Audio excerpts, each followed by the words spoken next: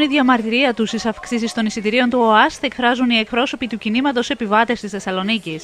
Με πορεία στην Αριστοτέλους ξεκίνησαν τη διαμαρτυρία τους το Σάββατο οι επιβάτες της Θεσσαλονίκης που διαμαρτύρονται για την αύξηση των εισιτηρίων από τα 60 λεπτά στα 80 λεπτά χωρίς μετεπιβίβαση και 90 λεπτά με μετεπιβίβαση. Κάθε Σαββάτο θα συνεχίζουμε να κάνουμε αυτή τη μεταφορά με τα λεωφορεία, να μην πληρώνουμε.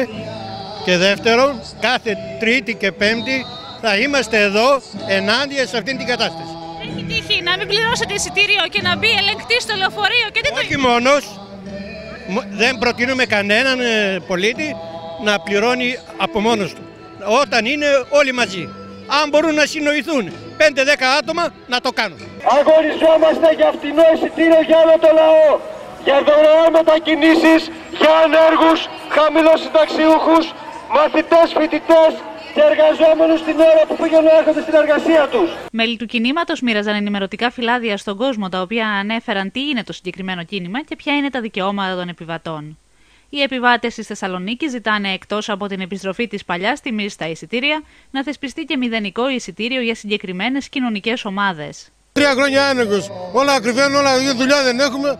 Μας βάζουν και το καράτσι τώρα των εισιτήριων να πληρώνουμε 1 ευρώ. Είναι δυνατόν αυτό το πράγμα? Τι ζητάτε εσείς με αυτή την κινητοποίηση? Οι άνεργοι να μην πληρώνουν καθόλου εισιτήριο και οι αύξησεις να μην αυξηθούν, να ήταν εκεί που είναι. Ήδη κάποια πράγματα τα έχουν πάρει πίσω. Μένει να πάρουν πίσω και τις αυξήσεις στο σύνολό τους. Δεν θα σταματήσουμε αν δεν σταματήσουν τις αυξήσεις.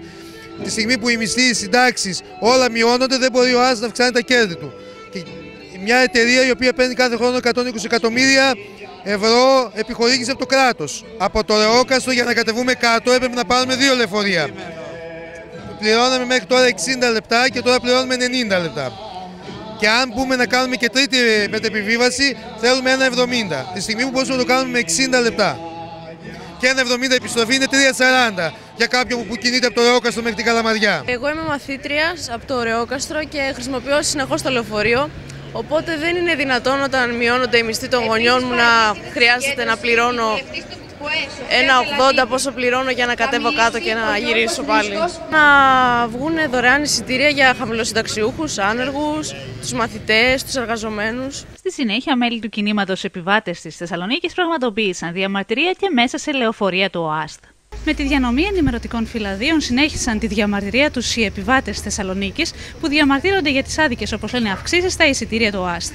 Οι επιβάτες της Θεσσαλονίκης προτρέπουν τον κόσμο να δίνει το εισιτήριό του στον επόμενο επιβάτη ως μια κίνηση αλληλεγγύης, ενώ στο ενημερωτικό τους φυλάδιο αναφέρουν πως η μη πληρωμή του εισιτηρίου δεν αποτελεί ποινικό αδίκημα.